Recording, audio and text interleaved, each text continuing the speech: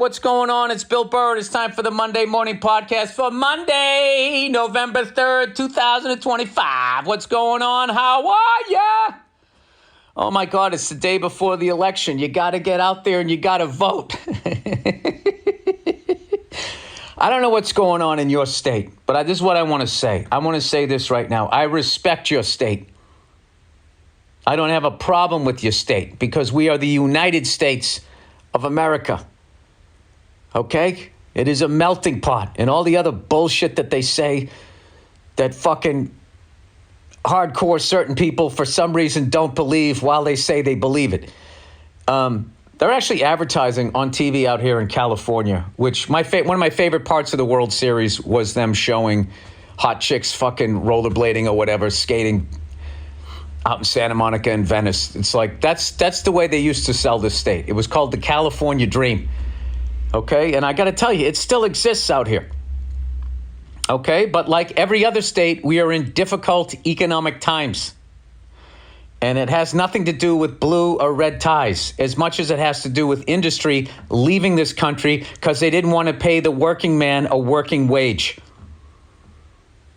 Okay? That's why everybody's driving Uber and taking pictures of their food because there's no factories left to work in. Anyway, they are openly advertising. One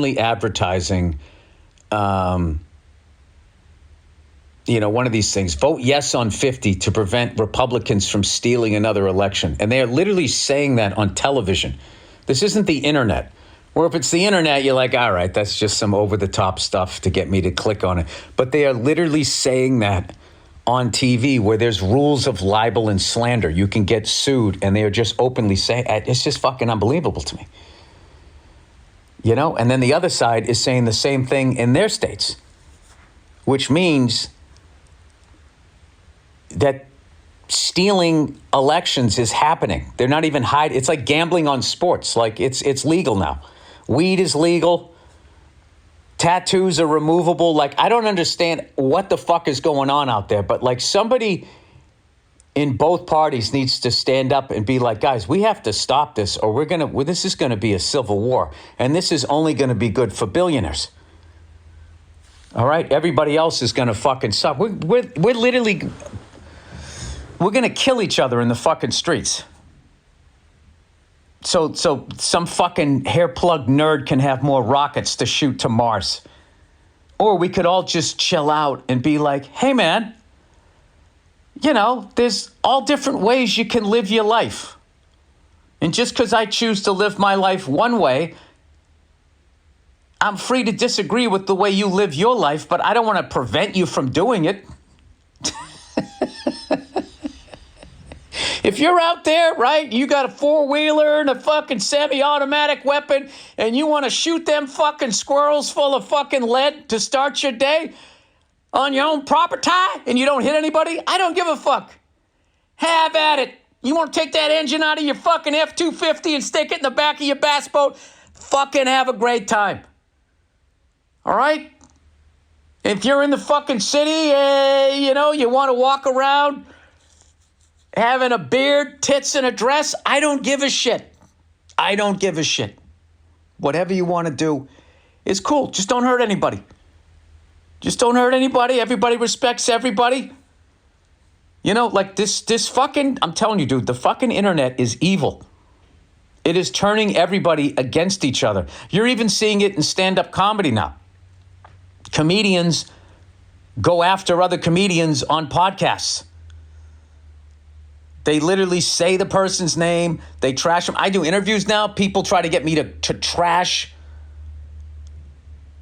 like other fucking comment. And I'm like, I don't do that. I don't want to fucking do that. I already feel bad enough. Like earlier this year, I did an interview and somebody goes, what do you think about comedians having presidential candidates? And I knew who they were talking about. It's like, I don't want to fucking, I just wish I could go back in time and be like, hey man, I don't want to fucking, I'm not doing this. Okay? Everybody has a podcast. They do their podcast how they want to do their podcast.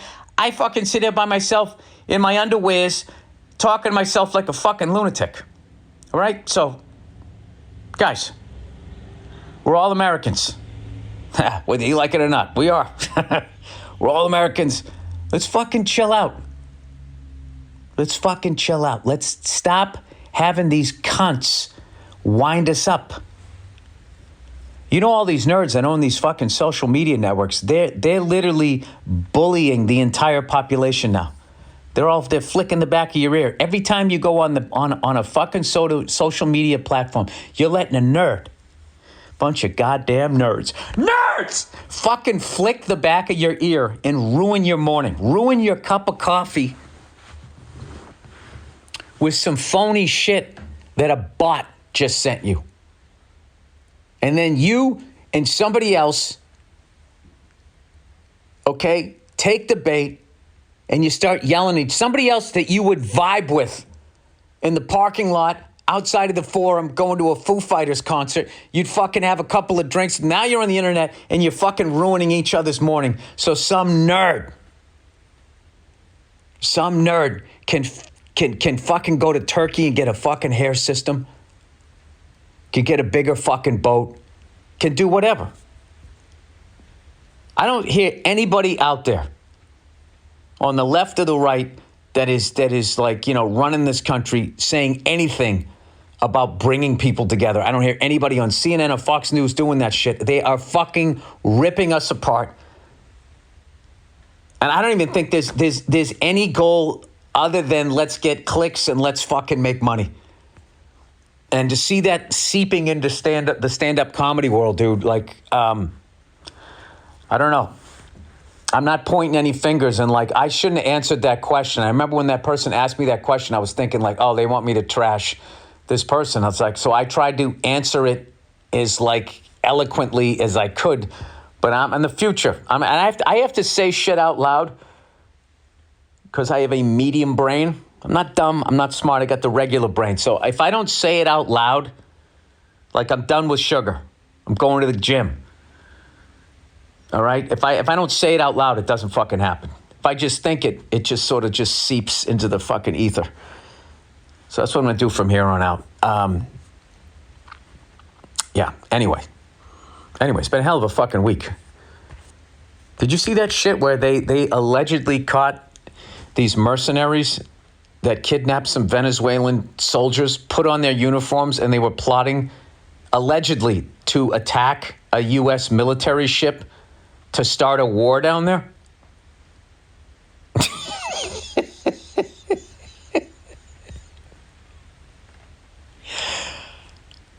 Like, the level of no coverage that got. But I get it now. I'll tell you right now, but if the CIA tried to put together a comedy festival down in Venezuela, oh my God, that they would have got shit for as long as the fucking festival lasted. Anyway, oh Jesus, Mary and Joseph. Speaking of that, I went into Target yesterday because I had to buy some more fucking T-shirts and some Epsom salt. Just a total 100% old guy going into a fucking box store, right? Because I put these pants that I usually dry clean. I just, they're fucking, you know, they're like chinos. Well, I'm not fucking dry cleaning these things. So I threw them in, and it's the first time they've been washed, and they were blue.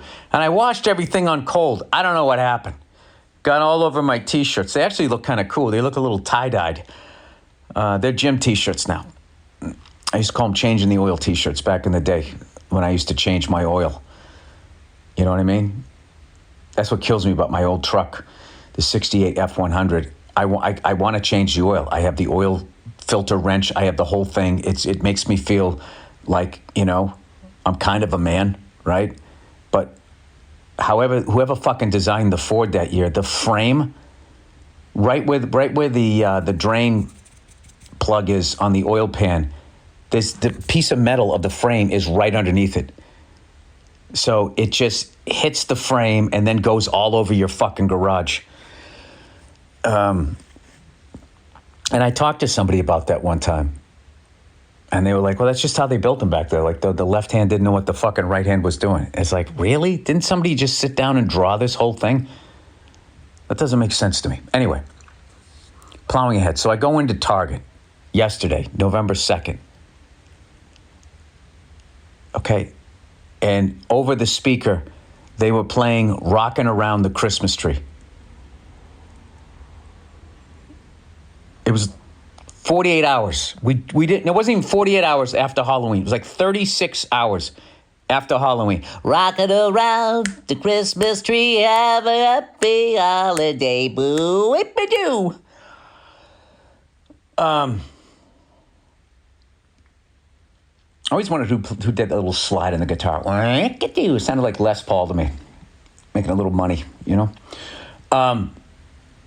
Just completely blowing past Thanksgiving, as they always do, because they haven't figured out a fucking way. Grocery stores are the only ones who figured out a way on how to make money off of the genocide of Native Americans, okay? Now, Thanksgiving, selfishly, is my favorite holiday, all right? Provided you don't go anywhere. Everybody's just going to sit down and eat, going to go watch a little football. You watch the dog show, Westminster, with my wife in the morning. I go out on the back porch. Maybe I'll have a cigar, but I'm back not smoking again, you know, going another 100 days here. Yeah, that's what Thanksgiving is. And there's just no songs. There's nothing you need to buy.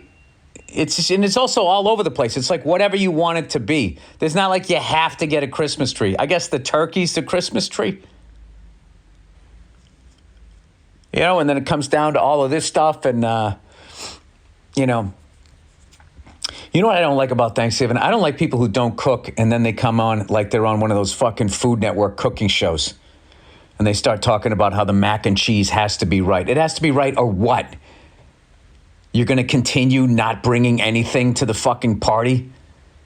You're going to show up with a bottle of wine and some fucking napkin holders? Go fuck yourself. You got that shit on the way over.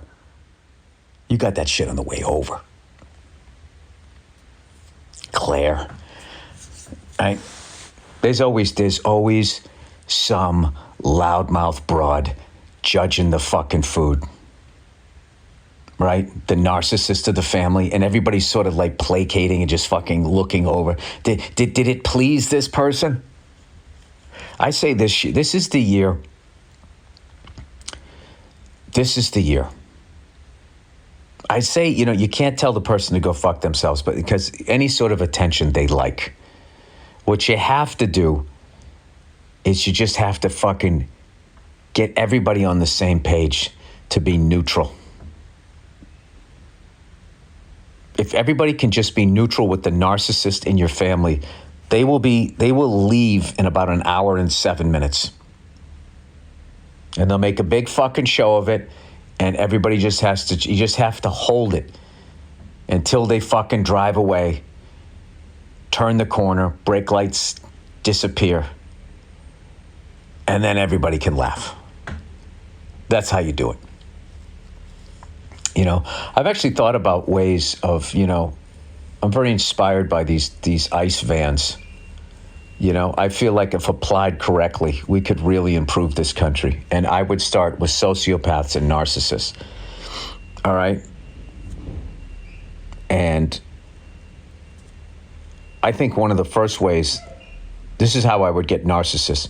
I did a joke in my act how the first time I ever went into an Erewhon, which is like for people who Gelson's isn't even good enough for them. Like Gelson's is like, that's like the top shelf grocery store. I mean, that is the highest level of cancer-causing food that I was aware of that you can buy in the poison food supply of this arguably the greatest nation on the planet, ranked 59th in human rights.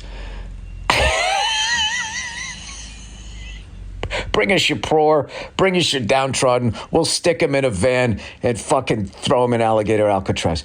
Erewhon is the next level. There's always another level. I always go back to Delta Airlines. I don't give a fuck what you've done how long you've served the country, how many, if you got crutches, how many limbs you're missing. I don't give a fuck. If you think you're getting on that plane first, you are. There's always a new group that they have created. I mean, Delta Airlines, to a psychotic level, has applied the chasing the carrot theorem. I just completely forgot what the fuck I was even talking about. I was talking about, Air One. I was getting a cup of coffee with a friend of mine at this place in the valley. And this whole little mall thing had all of this elevated shit that I knew my wife was going to like. You know? For all, for the cleanest twats in LA. You know, anytime there's like a Lululemon, there's certain stores that they put in. And then that there's going to be like a fucking $48 cheeseburger somewhere in there, or like fucking, $17 mac and cheese. Like just basic food, that they zhuzh a little. Back in the day, it was truffle oil. You put a little truffle oil in it, and you could add like $40 to the fucking bill. So he goes, he was telling me what they had there because the coffee was really good. He goes, they got an Air One here too. I go, get the fuck out of here. I didn't know what an Air One was. I was like, what the fuck is an Air One? And he goes, he goes, dude, it's like fucking top shelf grocery store. So, dude, I went in there, and I'm not gonna lie to you, like the food dye that they had in the meat was incredible. It was the reddest, juiciest looking fucking steaks I'd ever seen. I felt like Fred Flintstone. I'm like, what is this? You know what they should have had in Air One? They should have had like dry ice on the floor. Like you're walking out in the middle of like Led Zeppelin, No Quarter. You know what I mean? Like it was like rock star level food. And I remember I went down the aisle and I saw this woman walking up the aisle, and she had a sweatshirt on that said Namaste. Okay? Now, if I was running shit, if all of my friends were dictators and I wanted to ruin my own country and go for a third term, and I had the ICE vans, that's the person I would put in the van. And that's how I would get them. I would write spiritual shit on mass-produced clothes. And the first thing I would do is people that buy clothes that compliment themselves or describe their personality, like T-shirts that say, I give no fucks. I remember seeing this woman in an airport, and she had like on yoga pants, looking like a fucking hoary test pilot about ready to get on this fucking plane, right? And I'm sorry, I got the hiccups. And written all over her pants was like, big heart, but give no fucks, fucking social justice war. All of those people who actually buy mass-produced clothes that compliment the person that wears them, and it's like mass-produced, and they feel like it's a unique statement about them. Like they think it's about them. In the fucking van. In the van. Now, I'm not saying this would cure the problems that we have in this country, but I was just wondering, I would be open to it. Like, this is just a theory. Let's stick these fucking cunts, sociopaths, people who mirror your emotions, in the van. In the van. And here's another thing, too. I'd get rid of the alligators. Okay? Isn't it enough we make bags and shoes out of them? Do we also have to have them work for free as prison guards? And I don't want to deal with the uprising when they try to unionize and get involved in any of that shit. So what I would do is I would just set those motherfuckers free. Although, if you wanted to monetize them, as long as you cut them in it, gave the alligators something, that would be a great show, because only a narcissist would think that they could get across that moat and the alligators wouldn't eat them because they're a fucking god or whatever. But I would do that. And then that would be the first group. I'd get rid of those people. And then any fucking billionaire nerd that now has a hair system is taking jujitsu, and is walking around with a Botox altered fucking trophy wife in the van. I'm not saying any of this shit would work. This is what I think would work. You're not allowed to comment on anything on the internet. You want to make a comment? Talk to the person in your fucking house the way it used to happen. You would watch TV, and then you'd look at somebody going, "What the fuck is this shit? This is really the direction we're going?" That's how you did it. And more times than not, the person you were with would be like, "Well, then fucking turn the channel. Dude, are you really going to do this again tonight? Put a fucking game on." Right?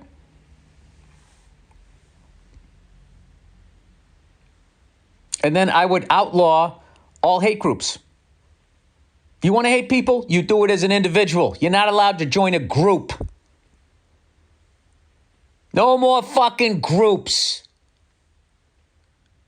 Be man enough to be racist by yourself.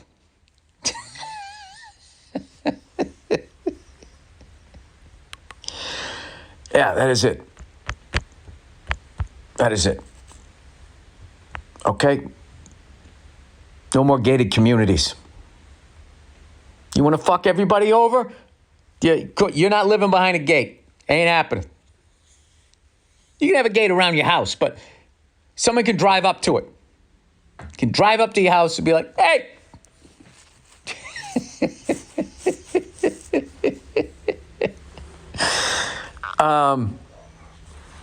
That's just my thoughts. It's just my thoughts. It's just the things I like to talk about. Oh, by the way, we got to talk here. We got to talk Dodgers, Blue Jays. Holy shit. First of all, that was one of the greatest World Series I have ever seen. I think I'd have to go back to the Twins versus the fucking Braves, 1991. A buddy of mine was comparing it to that, Game 7. Just the entire series. First of all, shout out to the Blue Jays and the team that they have. That never say die team that they had. I got so much respect for that organization and all of the players on that team. It's absolutely heartbreaking that that they ended up losing that thing. But everybody, myself included, I was like, hey, I think they'll give them a series. But I said I think they'll give them a series, but I still had the Dodgers winning in 5 or 6. I thought the Blue Jays would take 1 or 2. Because like you guys, I'm not going to put it on, like a lot of people, I was enamored with what Ohtani did. Why wouldn't you be in that Game 4, the closeout game in the NLCS? And then for the Dodgers, like, was it Yamamoto? Finally got his name out. The guy won 3 fucking games. I didn't look, but like he has to be the MVP of that series. And there was just so many people. Freddie Freeman is just fucking money. Obviously Ohtani. I know Mookie Betts was struggling, but like that guy's still a beast. Game 7 had that big hit. Also started the double play to win it.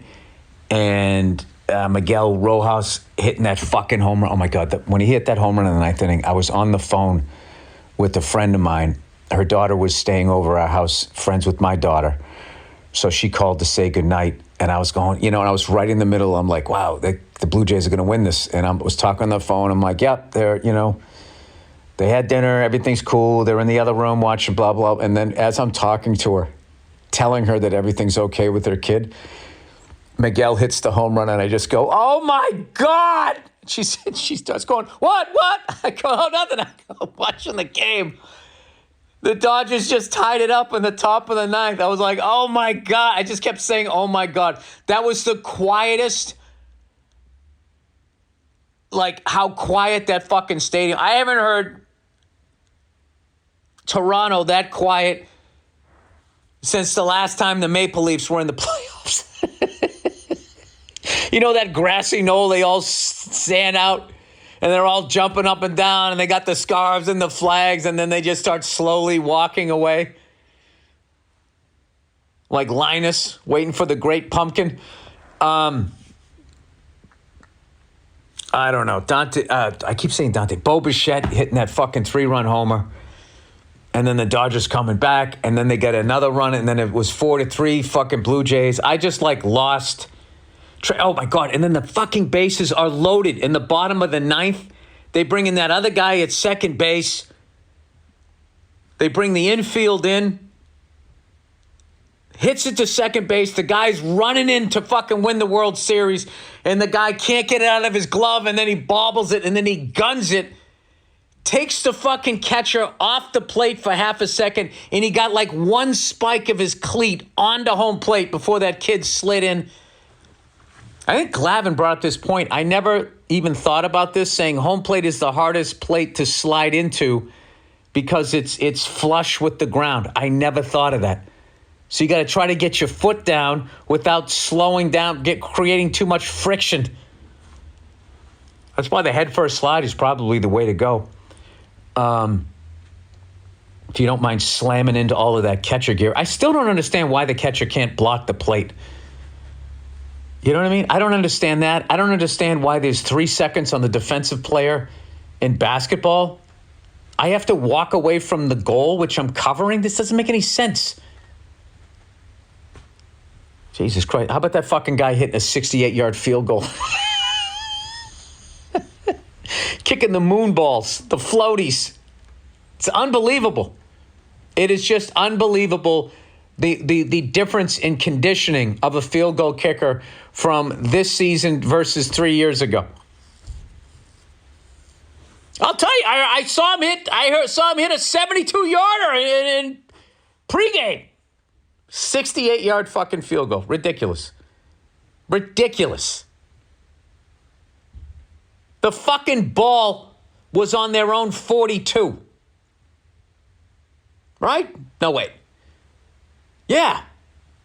50 yards. Then you add 10 for the end zone. Then you got to add 8 when they hike it. So the ball was on the 50-yard line. So if you kick the ball out of the end zone, they're going to get the ball on the 35. They have to go 15 yards for that kid to then be in his field goal range. You know, offense sells the game. One of my New York Yankee friends, one of my friends who's a New York Yankee fan, had the classic New Yorker reaction to the World Series. He said, I'm glad the Dodgers won. You know, because his team lost to the Blue Jays. And then he immediately starts saying what the Yankees are going to do next year. You know, he goes, and fucking Judge maybe hits one off of Ohtani. That would be fucking amazing. That'd be fucking amazing. I go, dude, this is such a New Yorker response. It's like, you're not in the conversation of winning a World Series. You were in a World Series 2 years ago. You made some moves this year, and you went backwards. What did you do this year? You beat the Red Sox in a wild card. Best 2 out of 3. We traded away Devers. The Red Sox are a bunch of kids with this side at 26. You couldn't get past the Blue Jays, who barely got past the fucking Mariners, who then played the Dodgers and took them to 7 games. He goes, dude, we're going to have the best pitching staff in the AL East. It's like, you obviously stopped watching baseball after you lost. Ridiculous statement. The fucking Blue Jays pitching staff was incredible. Forget about the Dodgers. They got a guy that can win 3 out of 4 games that you need to win. I don't know. But that is, you know, I lived in New York long enough to realize it reminded me a lot about Boston, where Boston is this weird thing where it has these incredible fucking universities, 2 of the best universities in the world, MIT and Harvard. And it is also ground zero for some of the biggest meatheads you're ever going to meet in your life. So, like, it has this weird sort of duality where it's like it's this smart city because of all the people from elsewhere, for the most part, that go to those schools. And then you have the fucking guy like me going to Dunkin' Donuts and on his way to a Bruins game is the majority of the population. New York is the same thing, where like there's all of this amazing shit happens in New York, but most of it is done by people that move to New York.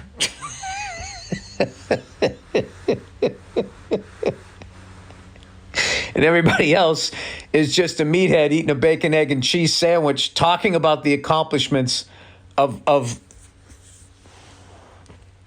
people who aren't even from New York, and then claiming it for their own. Sinatra, Steinbrenner, all of that shit.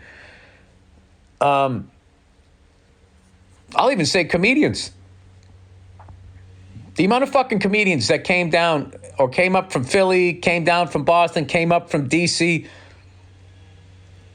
all right, I'm removing myself from this. I'm just saying the ones that I saw as a fan of stand-up comedy came there and just fucking crushed it. And then they were like, oh my God, the New York comedy scene. It's like, yeah, it's a free agent comedy scene.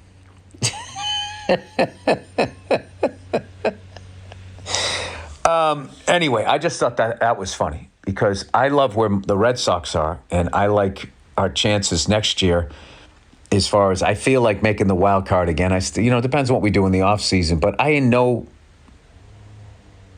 no way do I sit there and look at the Red Sox realistically and be like, yeah, this time next year, they're going to, they could beat the Dodgers. I did see this guy pregame before Game 7 goes, if the Dodgers win tonight, that would mean they won 3 World Series in 6 years and they would cement their dynasty. It's like, Jesus fucking Christ, the training wheels that they're putting on a dynasty. Fortunately, I only heard one person say that. It's like, you're not a dynasty if you're losing. A dynasty is for 3 years in a row. The championship was in your city, and there's nothing anybody could do about it. You own the league for at least 3 years. You can't, they won 2020, the pandemic year, no crowd. Okay? You win that year. The next year, you lost. The next year, you lost. The next year, you lost. And then you won, and then you won. So we're going all the way back. So you're going to drag that title from 6 fucking seasons ago into the back-to-back? And then say you're like the 98, 99, 2000 Yankees?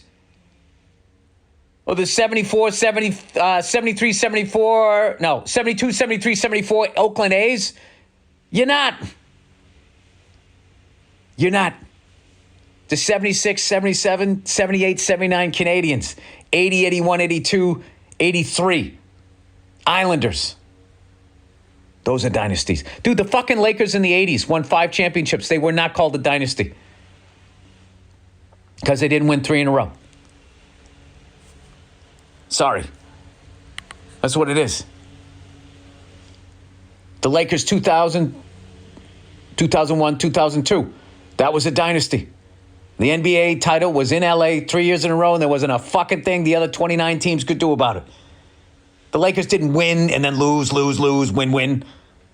Fuck out of here with that. Anyway, I got to go on a sports show and fucking, they said that about the Kansas City Chiefs. I mean, they've been to 7 AFC championships in a row. I mean, that's a dynasty. A dynasty of what? So are the Buffalo Bills a dynasty? They went to 4 AFC championship games in a row. Oh, Jesus, I don't need to keep explaining it. Or do I? Or do I? All right, here we go. Where are we? But anyway, I guess I do advertising now. All right. Hydro, how are you? All right. Hydro, everybody. You know those workouts where you finish and wonder, did that actually make me stronger? With Hydro, there's no guessing. In just 20 minutes, you're working 86% of your muscles. And with the new Hydro Arc, you can actually see your progress measured in power, endurance, and precision every single time you row. Hydro, oh, I get it. is the most efficient workout you'll ever do. It's a rowing machine, everybody. It works 86% of your muscles in one smooth, low-impact motion. Arms, legs, and core. Everything gets engaged while you're still being easy on your joints. And now, Hydro has taken things to the next level with their newest rower, Hydro Arc. It's their most advanced rower yet, designed to make you stronger, smarter, and more consistent. The Arc introduces Hydrometrics, a first-of-its-kind performance tracking system that actually measures your power, endurance, and precision each time you row. That means you can literally see your strength build over time, stroke by stroke. Stroke me, stroke me. On top of that, Arc gives you the personalized workout recommendations based on your progress, so no more wondering what class to take. It adapts to you. All you have to do is show up, and Arc takes care of the planning.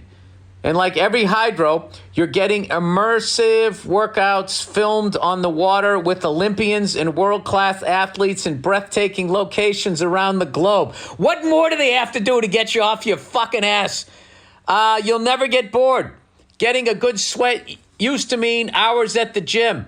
Now with the new Hydro Arc, I can do it all at home in just 20 minutes and actually see my progress improving every time I row. Hydro also backs it all with a 30-day risk-free trial, free standard shipping, and a 1-year warranty. Getting a good sweat used to mean hours at the gym. Now with the new Hydro Arc, do it all at home in just 20 minutes and see the progress improving every time you row. Skip the gym, not the workout. Stay on track with the new Hydro Arc, Hydro's most advanced rower yet. For a limited time, go to hydro.com, HYDROW.com, and use code Burr, B-U-R-R, to get $100 off any Hydro rower, including Arc. That's HYDROW.com, code Burr, B-U-R-R. All right. Oh, look who it is. It's old Zip Recruiter. What if you could constantly find whatever it is you're looking for right away? We're talking everything from parking spots to holiday gifts to jackets or jeans that fit perfectly. Imagine how much time you'd save. While you may never instantly find these things, if hiring, you can. Find quality candidates right away, time and time again with Zip. And right now, you can try it for free at ZipRecruiter.com/Burr. Zip. Yeah. Powerful matching technology works fast to find top talent. With ZipRecruiter's advanced resume database, you can unlock top candidates' contact info instantly. No wonder ZipRecruiter is the #1 rated hiring site based on G2.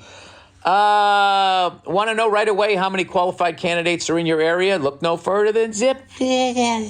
4 to 5 employers who post on ZipRecruiter get a quality candidate within the first day. And right now you can try it for free at ZipRecruiter.com/Burr. Again, that's ZipRecruiter.com/Burr. ZipRecruiter.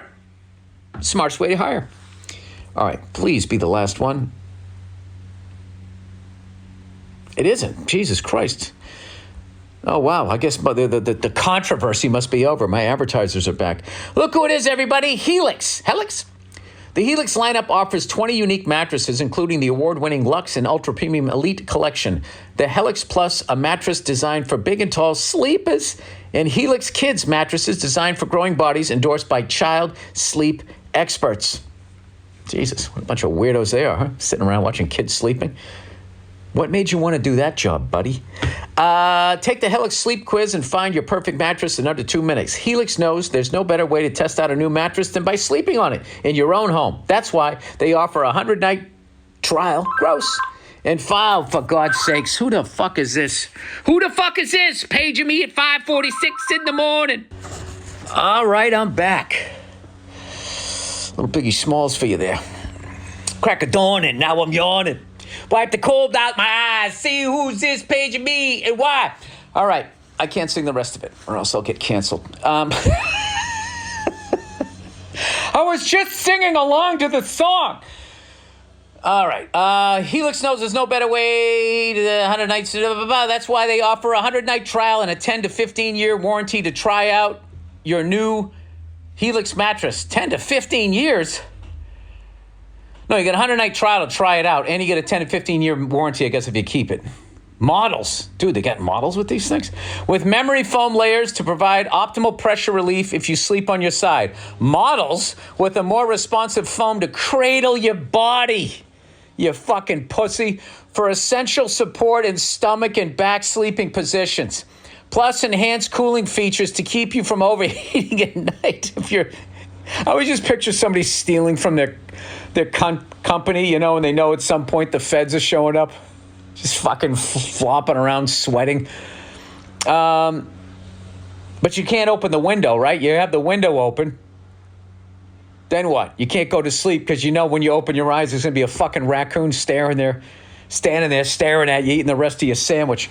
If your spine needs some extra TLC, they got you. Every Helix mattress has a hybrid design, combining individually wrapped steel coils in the base with premium foam layers on top. It's the perfect combination of comfort and support.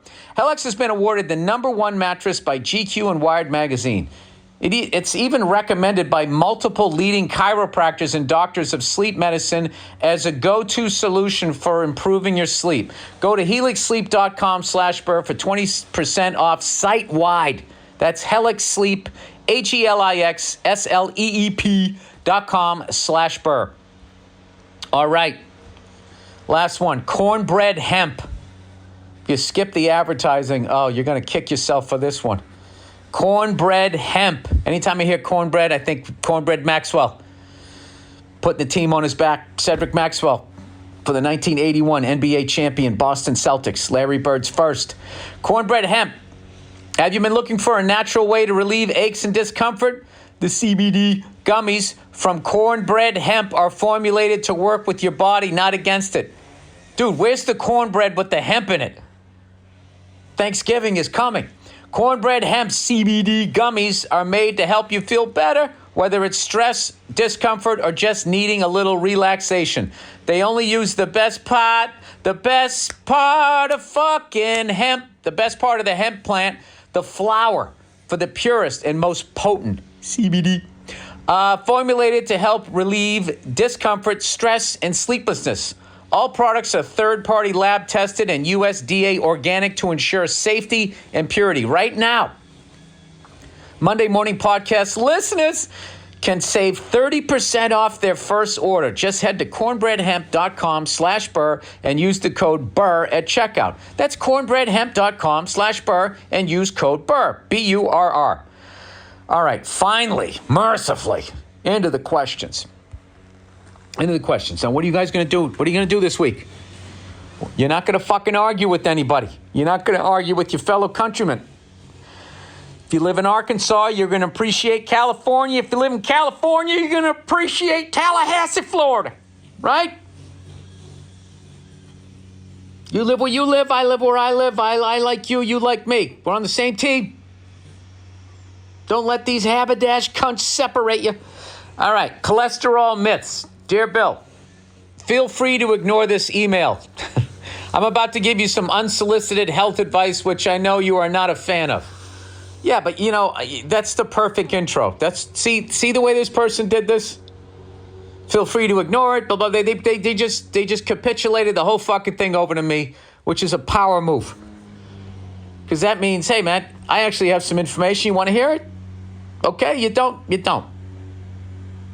No skin off my back, right? Can we stop saying that? It's a reference back to fucking shut up. Anyway, but he says, but I can't let my favorite redhead comedian possibly get sicker, not on my watch. I just wanted to clarify a few outdated teachings about cholesterol. And I say outdated because nurses and doctors are sick too. Take a look around the hospitals at all the overweight staff. We nurses have a higher obesity rate than the general population. We are giving ourselves the same bad advice on health and nutrition that we give our patients. I don't believe this is a conspiracy. I think the education just needs to be updated and changing the system is slow, as you know. Please do not do a low-fat diet. Eating fat makes you fat and makes your cholesterol high is a very old teaching. It's slowly changing in the general population, but a lot of our health practices will be slow to adapt this lesson. Well, no, I was just eating too much fucking red meat. I was eating breakfast burritos. So, I mean, I don't know what to tell you. I mean, and also, how can you diagnose what my shit is without looking at it yourself? Anyway, the FDA changed its regulation towards eggs and healthy fats in December of 2024, saying that both are part of a heart-healthy diet. More change is coming. The old standard LDL blood work does not show LDL particle size, large particle LDL versus small particle LDL. It's a small particle LDL that is truly dangerous and that causes atherosclerosis, i.e. heart attacks. You could have a large particle LDL that is not dangerous at all. What the fuck does LDL mean? The biggest indicator of whether or not you're going to have a heart attack is inflammation. We get inflammation through an ultra-processed food diet, not from protective anti-inflammatory food like healthy fats and proteins. Too much sugar, I don't fuck with sugar unless I'm eating fruit. Too much flour, I don't fuck with flour. Too much fake food all cause inflammation, and this usually comes with the low-fat, low-calorie diet. This is why when fat got vilified in the 1990s and more people switched to low-fat diets, the rates of heart disease went up and not down. Well, the reason why they did the low-fat thing was the skim off the top of the milk, and they didn't want to throw it out. They wanted to figure out a way to sell it to us.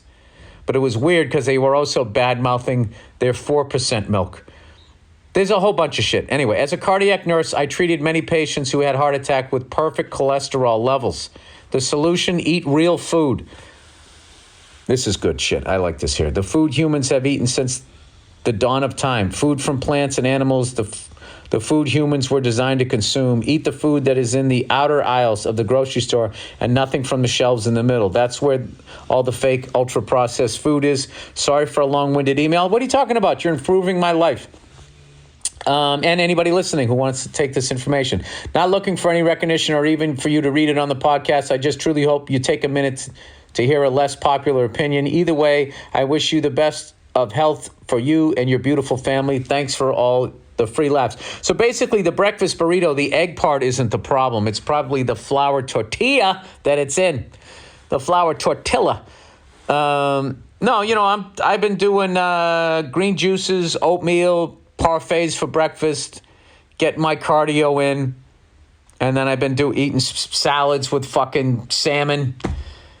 And then at night, I'm also, you know, I am eating real food. And for like snacks at night, I have like steamed spinach and like snow peas.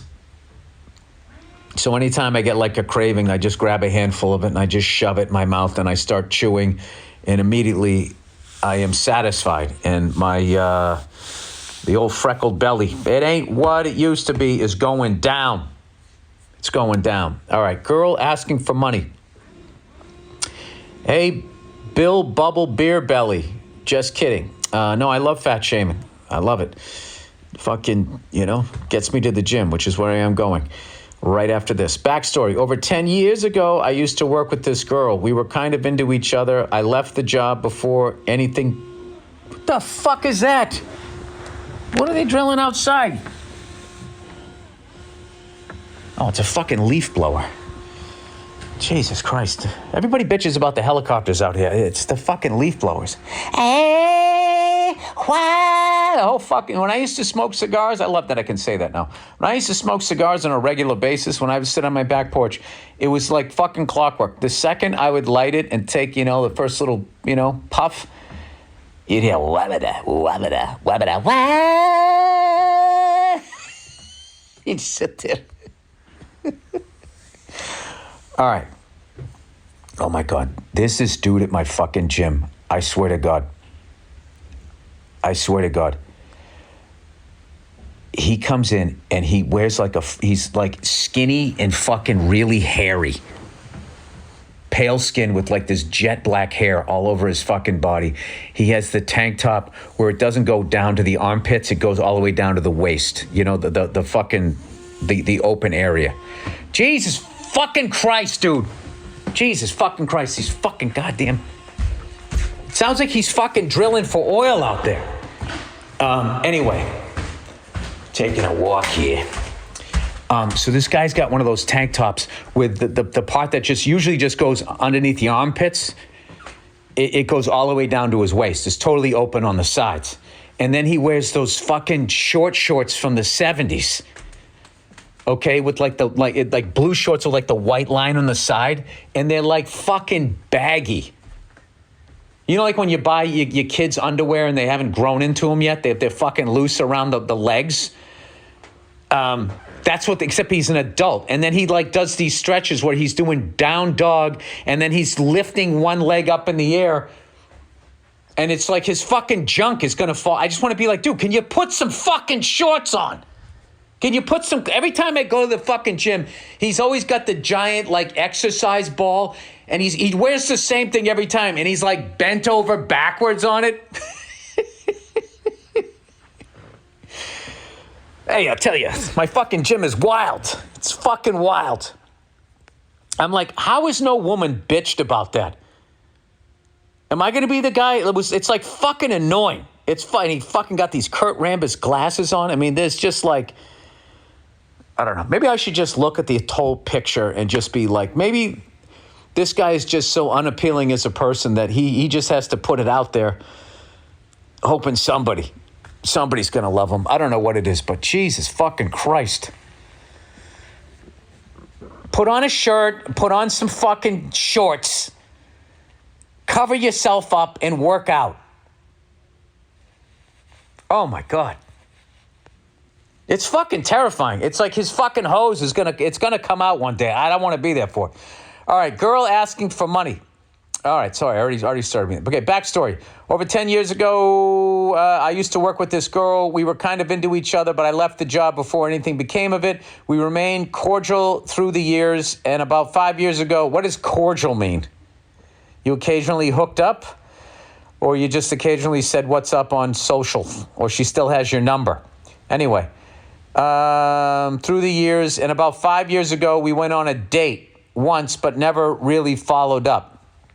Current story, we're both in our 30s now and still single, so we started to talk again.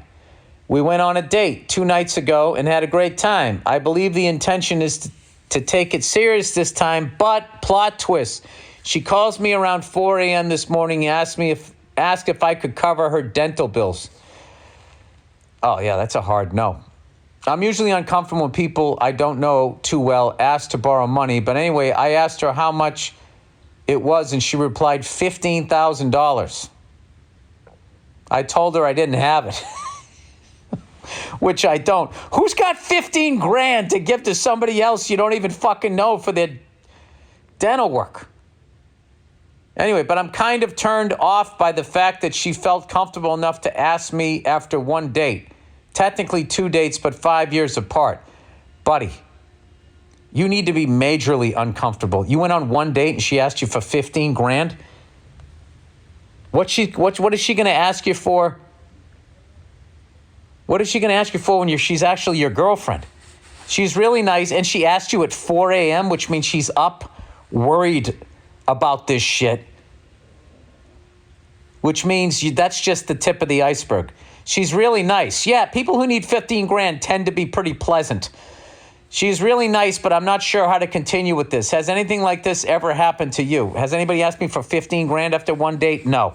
Has anybody asked me for money? 100%. I take it on a case-by-case basis. And on this case, it is a no. It is definitely a no. Listen, if you felt bad and you had the money and you just wanted to help somebody out because, what's the point of making money if you're not going to help somebody out? I believe in that too. And this felt like the right thing to do, then I would do it. But the fact that there's like romance and, you're kind of like into her and it's just like, no. She's well into her 30s. She doesn't brush her teeth. She's not good with money. She is just going to fucking back that truck of problems up.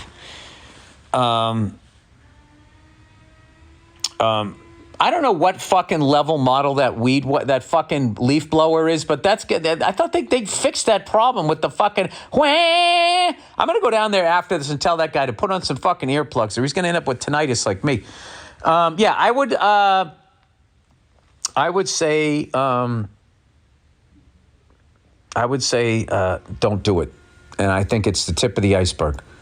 All right? You're in your 30s. I'm sure you can find a nice person that has their shit together financially, okay? She is not looking for a boyfriend. She's looking for a sugar daddy, or she's looking for, the same way there's like guys out there who act like they're looking for a wife, but they really want another mother. Wash my clothes, take care of me, do all of this. They're like my wife is man babies, man boys or whatever. I think she's the female version of that. That's an easy one. I would walk away from that. I mean, what is she going to say? You got 15? I mean, that's fucking wild. That is wild. 15 grand? I mean, that's something a relative does. I mean, you don't even know this person. Has she even sucked your dick yet? No, I'm kidding. No. Fuck that. Fuck all of that. And I would, in a very nice way, I would just do what you did the first time, where there was really no follow-up on the date. And then be thankful that the first time there was no follow-up on the date, because if you married her, she's, I don't know, maybe she's going through some... This ain't your problem, dude. You can do a lot better. All right? You're on the used car lot. This thing has been in a fucking... It's got a bent frame. I would move on to the next car, personally. All right, Big Bear. Hey there, Billy Bearbait. I heard your Big Bear story from Thursday, and I have a better one for you. My wife and I rented by the way, I wasn't at Big Bear Lake. I just said that because I was still at the lake that I was at. It wasn't Big Bear, but I just said that. Anyway, my wife and I rented a nice house on Big Bear Lake, Inspiration Point area, to celebrate an anniversary. I cannot fucking believe how loud that thing is. I have to go see if that guy has hearing protection. I do that to I believe me, guy, you don't protect your fucking ears. Wu-Tang said protect your neck all the time. They got your neck covered. I'm talking about your ears. You got to have the earplugs. All right. I heard your Big Bear story. Okay. Inspiration Point. The neighborhood had a former boat ramp adjacent to the house that acted as a walking path down to the water. The first night there, I was in amazement of the stars, so I pulled out my good camera and set up for a difficult night picture. I'm also a pale, bald whitey, so typically I would stand out to nearby animals, but I was accidentally camouflaged by wearing dark pants and a hoodie. I was lying on my back for a while, trying to be very still because I didn't have my tripod, but felt like I got some decent shots. So I slowly stood up, still mostly looking up at the stars. Oh, my God. Out of my peripheral vision, I see a large black silhouette move on the nearby old boat ramp, and I instinctively flinch, then go still. Oh, my God, dude, this is making my heart race. My brain immediately realized it's a large black bear, and the only thing separating us is about 25 feet and a baby gate. My flinch must have gotten his attention because I see him, maybe her, but him sounds more badass, look straight at me. I'm in a dead cold freeze on my feet at this point, wondering if I have time to make it through the sliding glass door before Baloo bears down on me. Do you know the relief you got when you think you just got a second chance at life? I had that when the bear started running away from me up the boat ramp. My wife was inside at the time washing her face, and above her sink was the open window facing the boat ramp. As I'm opening the glass door, she's coming out to tell me she thinks she heard something and that I should come inside. She says my eyes were like saucers and that I just yelled, "I saw a bear and he saw me." Like a child.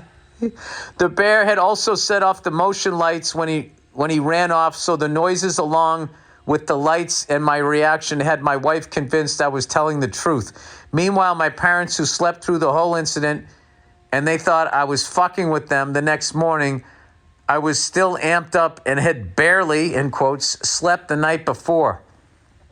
Jesus. It was muddy from the recent rain, so I suggested, why don't we go look for bear tracks in the mud area? I'll never forget the look of, oh shit, he was telling the truth on my dad's face when he quickly came across these giant bear prints. Attached picture. Oh, I don't have the picture. I'll have to ask Andrew for it. The lasting thought I have about that memory is how that bear was able to get so close to me without me hearing a thing. They are surprisingly stealth for something so large. Keep the faith and go fuck yourself. Yeah, dude, for all you know, it was already there. I think that's what happened to my wife. Yeah, we were really up in Lake Tahoe. But we were still there. So there's always weirdos. So I never say where. If I'm still going to be there, when the podcast, wherever I say I am, I never am. Or I already left. That's how the game works. But I didn't want people up in Big Bear to think because I heard there was no bears up there. I don't fucking know. Evidently there are. Who knows? All right. That is the podcast, everybody. Baseball season is over. The baseball fan in me is sad, but what a great season. But the pilot in me is excited because there's no more TFRs over fucking Dodger Stadium until next year. Because that's always my big paranoia when I fly around there. Is my information up to date on ForeFlight? Have I done all the downloads? Is there a TFR and I'm not aware of it? I'm going to fucking fly into it. Don't need that shit. So anyways, that is the podcast, everybody. Go fuck yourselves. Come together, man. Let's not have another civil war. That's what they want. Don't fucking do it. It's a bunch of goddamn nerds. Nerds! I'll see you Thursday.